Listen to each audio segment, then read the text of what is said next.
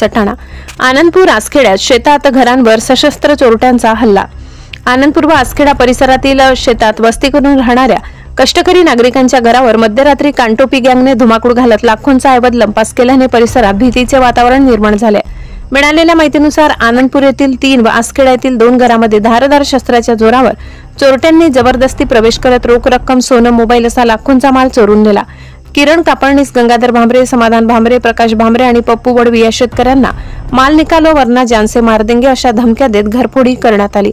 मध्यरात्री 1 ते 3 दरम्यान घडलेल्या घटनेने नागरिकांमध्ये प्रचंड घबराट निर्माण झाली असून दरवाजे फोडून आणि मोबाईल तोडून टोळीने दहशत माजवली. घटनेची माहिती मिळताच जायखेडा पोलीस स्टेशनचे सहाय्यक पोलीस निरीक्षक सागर काळे यांनी तात्काळ घटनास्थळी भेट देत श्वान पथक व ठसे तज्ञांना पाचारण केले. आरोपींचा शोध घेण्यासाठी विशेष पथके रवाना केली असून लवकरच आरोपींना अटक केली जाईल असा विश्वास त्यांनी व्यक्त केलाय. दरम्यान नागरिकांमधून जोरदार संताप व्यक्त होत असून रात्रीची गस्त वाढवून पोलीस प्रशासनाने या टोळ्यांना आळा घालावा अशी मागणी जोर धरत आहे.